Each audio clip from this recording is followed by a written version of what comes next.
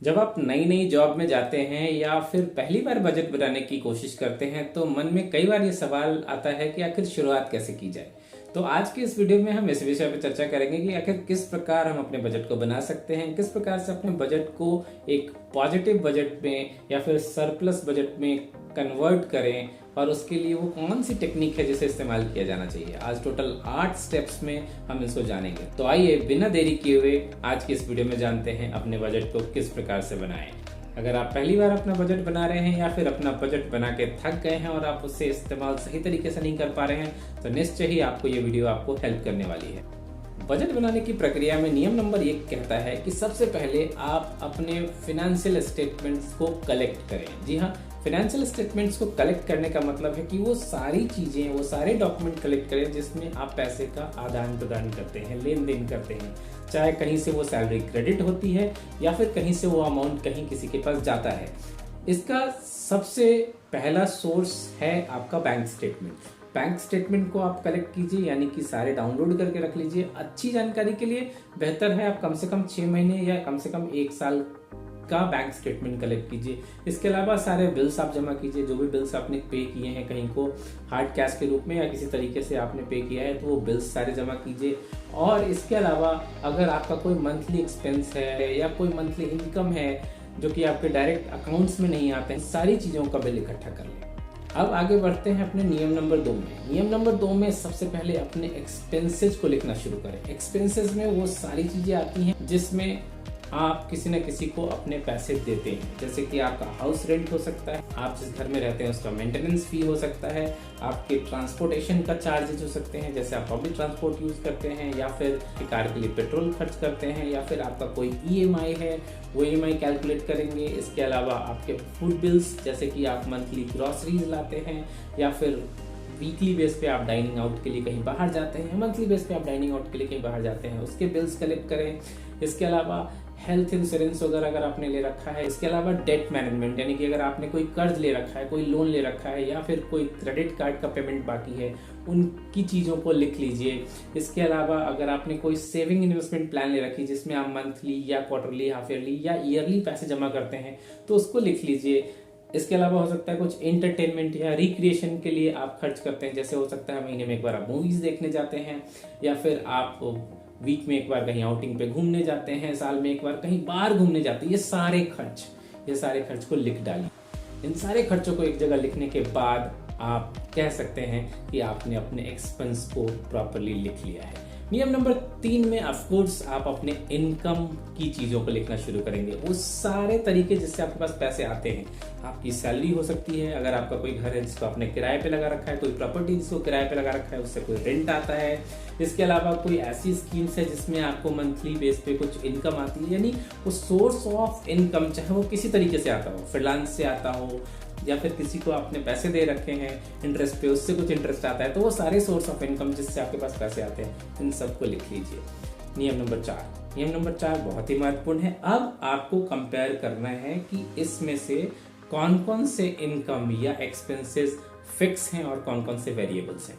Fix का मतलब है कि कुछ पर्टिकुलर अमाउंट है जो आपको हर महीने आता है, वो इनकम है, और इसी तरीके से कुछ ऐसे खर्चे हैं जो हर महीने फिक्स तरीके से खर्च होते ही हैं। वो फिक्स इनकम या फिक्स एक्सपेंस को एक तरफ लिख लें। इसके अलावा वेरिएबल इनकम को भी या वेरिएबल एक्सपेंसेस को भी आपको अलग लिखना पड़ेगा। कुछ वेरिएबल इनकम या एक्सपेंसेस ऐसे हो सकते हैं इसका कुछ फिक्स नहीं है कि कब कितना है। जैसे फ्रीलांस से कमाई होती है, फ्रीलांस से क्या आपको हर महीने एक जैसी कमाई होती है या अलग अलग महीने में अलग अलग तरीके की कमाई होती है। सो लॉन्ग टर्म का वेरिएबल आपको चेक करना पड़ेगा, लगभग 1 साल का 2 साल का, उस पर तय करना पड़ेगा कि एक्चुअल में आपको कितने पैसे एवरेज होके मंथली पे आ जाते हैं। और उसी तरीके से खर्च में भी कुछ ऐसे वेरिएबल्स होंगे जो फिक्स नहीं है, अचानक से कुछ खर्च हो जाता है या कुछ ऐसे खर्चे हैं जो किसी महीने कम होता है, किसी महीने ज़्यादा होता है, तो उसका भी एवरेज आउट करना पड़ेगा। बहुत ही इंपॉर्टेंट स्टेप है।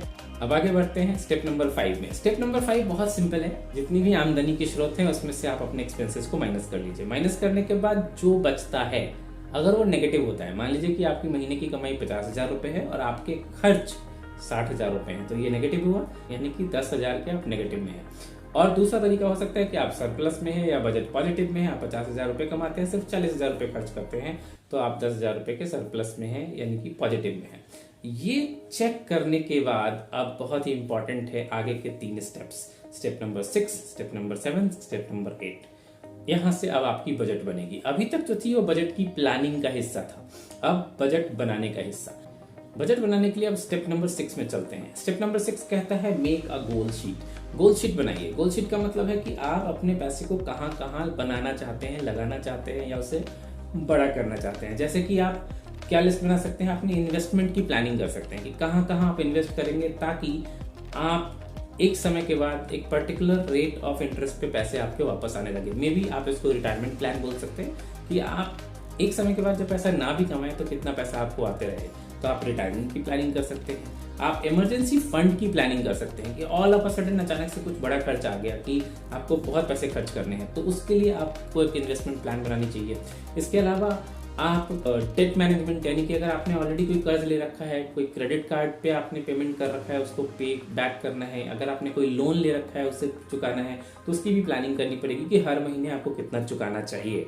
इसके अलावा आपके पास एक स्पेशल फंड होनी चाहिए जो रिक्रिएशन के लिए होनी चाहिए। रिक्रिएशन मतलब बीच बीच में हो सकता है आपको कहीं घूमने जाना है, वेकेशन पे जाना है या फिर मौज मस्ती करनी है, उसके लिए भी आपकी एक बजटिंग होनी चाहिए। यूजुअली कहा जाता है 10 से 30% अपने ओवरऑल मनी का, जितना पैसा आप कमाते हो, कम से कम 10 से 30% तो आपको सेविंग करनी चाहिए और अलग अलग फंड में करनी चाहिए। जिसमें से 10% तो एक ऐसा हिस्सा होना चाहिए जो अनटच्ड होना चाहिए। ऐसी जगह लगाए जहाँ से आप पैसा कभी निकालेंगे नहीं, वो हमेशा कैलकुलेट होता रहेगा और लॉन्ग टर्म और लंबे समय में वो काफ़ी पैसा बना के देगा। बाकी के बचे हुए 20 से 30%, यानी कि 10% निकाल देंगे तो 20% बचेगा। तो वो 20 से 30% का जो हिस्सा है उसको आप अलग अलग जगह पे आप इन्वेस्ट कर सकते हैं, जो कि आपको पैसे बना के देगा। रिटायरमेंट की प्लानिंग होगी या इमरजेंसी फंड की प्लानिंग होगी। ये करने के बाद स्टेप नंबर 7 में इंपॉर्टेंट है कि आप उन फंड्स को अलोकेट कर दीजिए। अलोकेशन ऑफ फंड्स का मतलब है कि प्रायोरिटाइजेशन करना, कि आखिर कौन सा फंड प्रायोरिटी नंबर 1 में जाएगा, कौन सा फंड प्रायोरिटी नंबर 2 में जाएगा, कौन सा फंड प्रायोरिटी नंबर 3 में जाएगा। प्रायोरिटी नंबर 1 में हमेशा ही आना चाहिए डेट मैनेजमेंट, यानी कि जो भी कर्ज आपने ले रखा है, चाहे वो आपके क्रेडिट कार्ड की कर्ज हो या फिर आपने किसी से लोन ले रखा हो, उधार ले रखा हो, वो सबसे पहले चुकता किया जाना चाहिए। वो प्रायोरिटी नंबर 1 में आना चाहिए। एंड प्रायोरिटी नंबर 2 में आना चाहिए नॉर्मल सेविंग्स, जो कि फ्यूचर के लिए आप बचा रहे हैं। ये दोनों प्रायोरिटी 1 और प्रायोरिटी 2 में होगी। और इसके अलावा जितने सारे फंड्स है, चाहे वो रिक्रिएशन के लिए हो, घूमने जाने के लिए हो, फिर कुछ और करना चाहते हैं आप अपनी लाइफ में, घर खरीदना चाहते हैं, गाड़ी खरीदना चाहते हैं, ये सब प्रायोरिटी नंबर 3 में आना चाहिए। तो इस तरह से आप बजटिंग कर सकते हैं। अब इम्पॉर्टेंट रोल निभाता है the last thing and the 8th thing, the track of your investment plan और ट्रैक ऑफ योर एक्सपेंडिचर और the track of your budget. Budget आपने कर लिया, आपने एलोकेशन कर दिया कि कितना मनी आपको जमा करना है। क्या अब वो सही तरीके से जमा हो रहा है, जिस तरीके से आपने प्रायोरिटीज डाली थी, क्या उसी तरीके से आप जमा कर रहे हैं? यदि हाँ तो बहुत अच्छी बात है, कोई दिक्कत नहीं, आप उसे चलने दीजिए। यदि नहीं तो आप कंपेयर कीजिए कि बेसिकली प्लान्ड वर्सेस एक्चुअल में क्या चेंजेस हैं, प्रॉब्लम कहाँ पे आ रही है। आप उसके रिव्यू कीजिए और उसे एडजस्ट कीजिए। रिव्यू एंड एडजस्टमेंट का मतलब है कि कभी कभी ऐसा होता है कि आपने प्लान ही नहीं किया था, कुछ अचानक से कुछ ऐसे खर्चे आ गए जो कि आपके पूरे बजट को हिला गया। अब इसका मतलब ये बिल्कुल नहीं कि आपका बजट हिल गया तो आप उसे छोड़ दीजिए। हो सकता है इस महीने बजटिंग की गड़बड़ी हो गई है, आप उससे रिव्यू कीजिए और एडजस्ट कीजिए।